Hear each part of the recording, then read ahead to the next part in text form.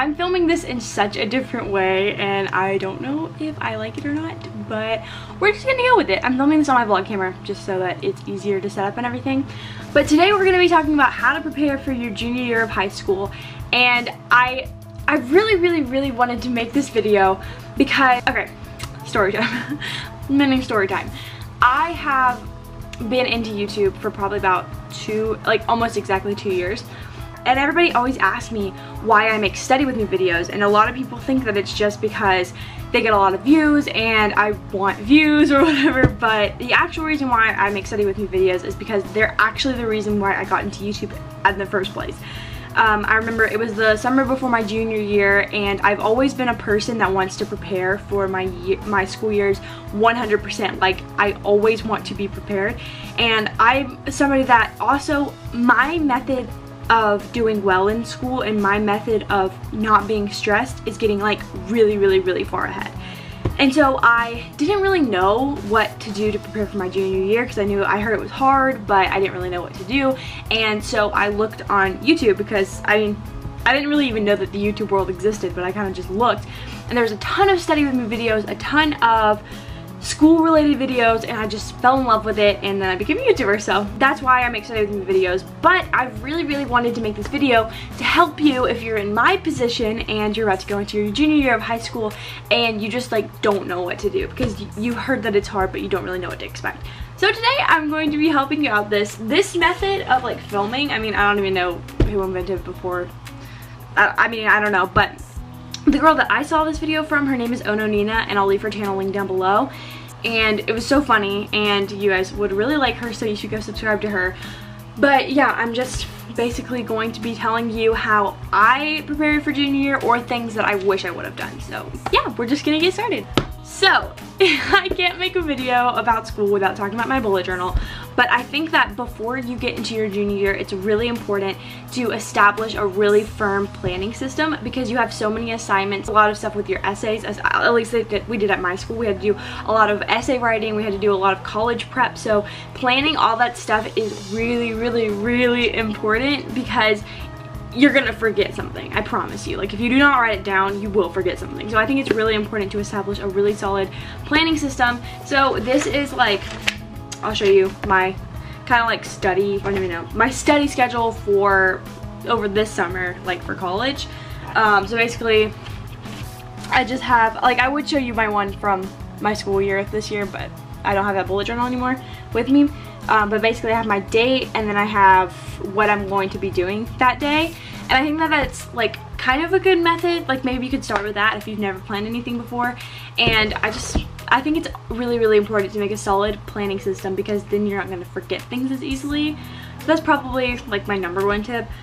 Number 2 is do your summer reading. I cannot stress this enough. I've had so many friends that come into school and they haven't read their summer reading, and then they like make a bad grade from the get-go. Like, because at my school we do tests do tests on our summer reading at the beginning, or do an essay, and some of my friends didn't read the book, and so they just made us like pretty much failed the first test and essay. Like, a lot of people commented on one of my study with me's. I'll leave that one linked down below, but a lot of people commented and said they wanted me to do an annotation video because I really love annotating. It just helps me feel more prepared because you have notes that you're taking on your book. Also, you shouldn't just do it for this reason, but it makes your teachers just like really impressed with you, that the fact that you took the time to take notes on these books, because a lot of people don't. So these are just examples of some of the ones that I had to read for junior year. So this is like kind of like maybe what you'll read junior, I don't know.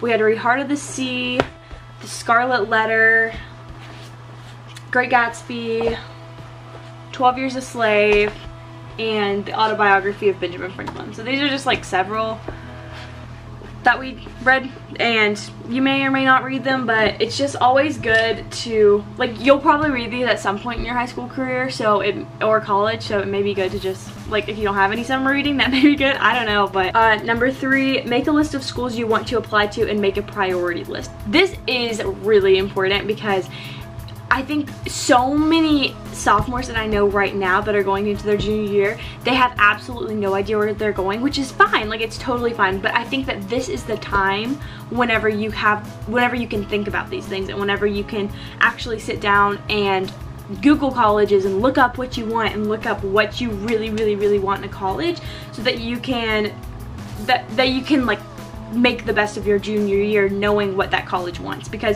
so many people find out where they want to go to college halfway through the junior year, at the end of their junior year, and then want to apply, but they don't have the GPA or SAT scores because they didn't know what this school wanted. And so I think it's so important to figure it out before your junior year and before you start doing the really important things that college look at, because colleges really look at junior year.